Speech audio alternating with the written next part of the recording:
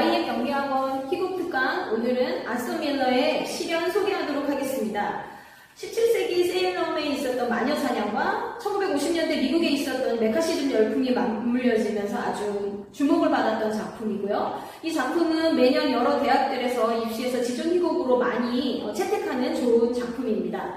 작품의 줄거리를 소개해드려 보도록 하겠습니다.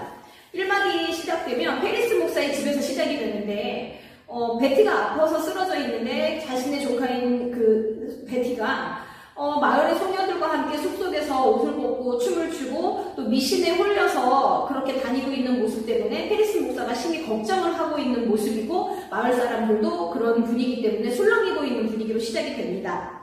아비게일이 숲속에서 피를 마시고 엘리자베스를 향한 증오를 갖고 또 엘리자베스를 죽이려고 한다는 그런 계획을 품고 있다는 것을 1막에서 우리는 알 수가 있습니다.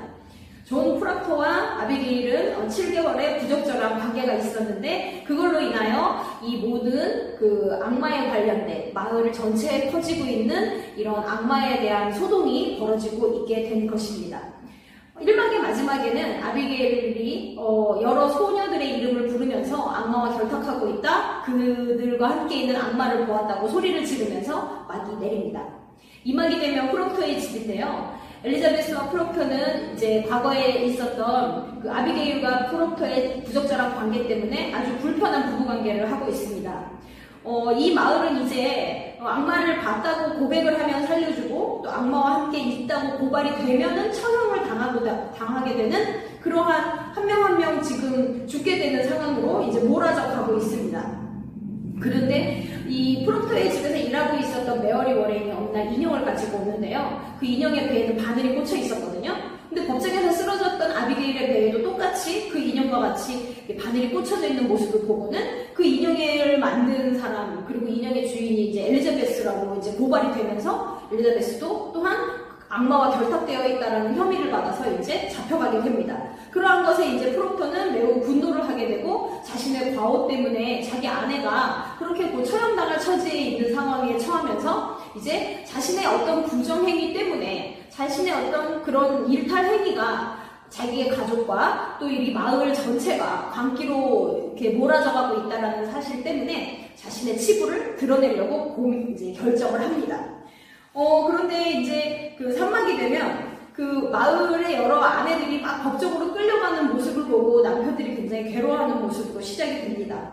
그런데 메어리 워렌은 사실 악마를 본 적도 없고 우리들끼리 이거는 장난을 친 것이고 아비게일이 이것을 종용했다라는 것을 프락터에게 말을 하거든요.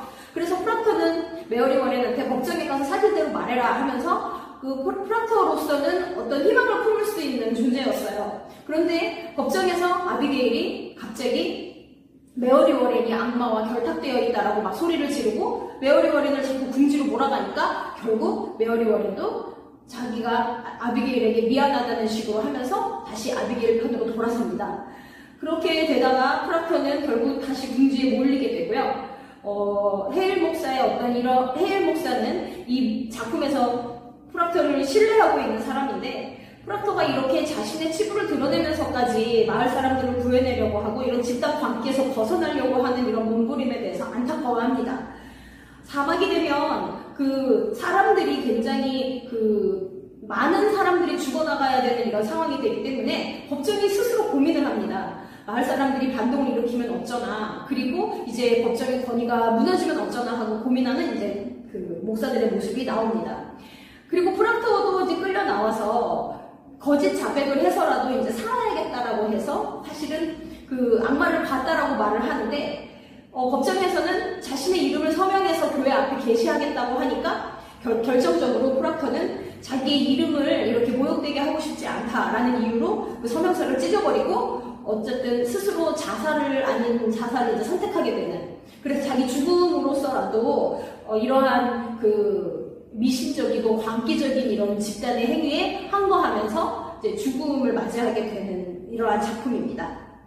이 작품은 사실 사회적인 집단 광기에 저항해서 개인이 어떻게 외롭게 이 진실을 지켜내는 그런 모습을 그려냄으로써 프락터가 현대적인 영웅으로 보여져 있는 그런 작품이에요. 이 작품에 우리가 연기에 접근하기 위한 고민을 한번 얘기해 보도록 하겠습니다.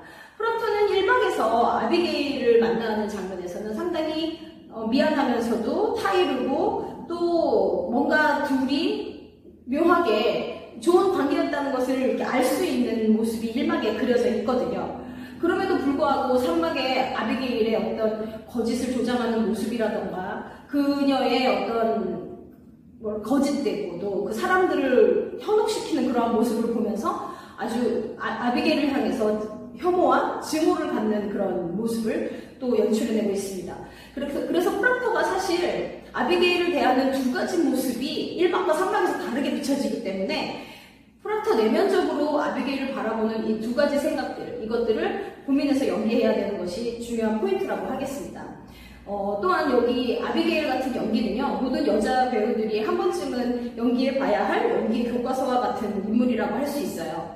그 아비게일은 매우 매력적이고 도발적인 모습, 그러면서도 법정에서 순간 광기 어린 모습으로 사람들을 현혹시킨다거나 또 다른 소녀들 앞에서는 위압적이면서 리더십 있고 뭔가 사람을 이끄는 그런 흡인력을 가진 인물이에요. 또 여러 판사들 앞에서는 여린 소녀처럼 행동하다가도 순간순간 자신이 누구랑 대해서 어떻게 행동해야 되는지 민첩하게 대응하는 인물이라 이 아비게일 연기야말로 연기 속에서 또 다른 연기를 하고 있는 그러한 인물입니다.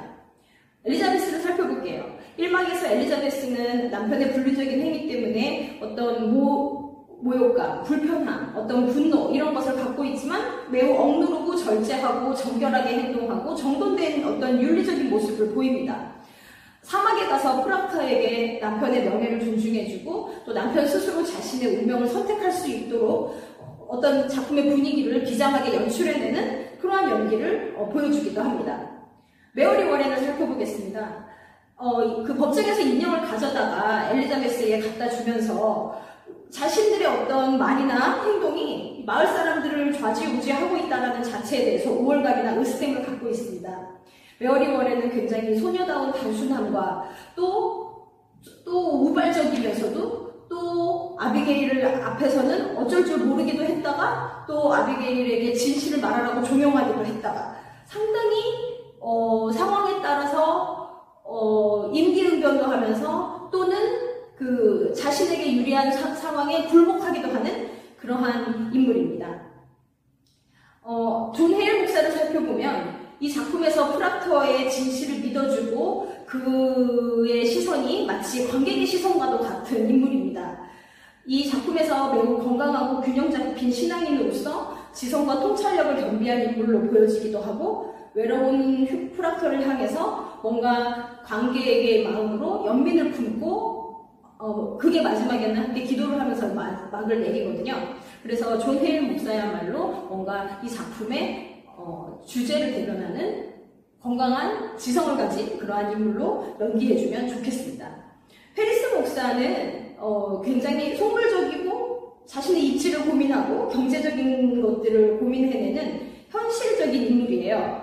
프락터하고 가장 대척점에 있는 인물이기 때문에 어쩌면 굉장히 1차원적이면서 속물적인 특성, 그런 근성이 보이도록 연기해줘야 합니다.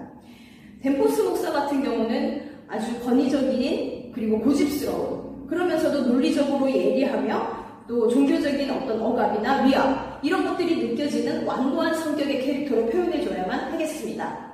네, 여기에 굉장히 많은 인물이 나와서 사실 많은 학생들이 함께 공연하기 좋은 작품이기도 한데요. 한 인물마다 그 아서 밀러가 작품에서 마치 소설의 전지적 작가와도 같이 아주 섬세하게 묘사를 해놓은 작품입니다. 이 영상을 보고 일단 도움이 되셨다면 따로 희곡을 섬세하게 읽어보고 작품을 고민하는데 도움이 되시길 바랍니다. 다른 작품으로 또 만나 뵙도록 하겠습니다. 감사합니다.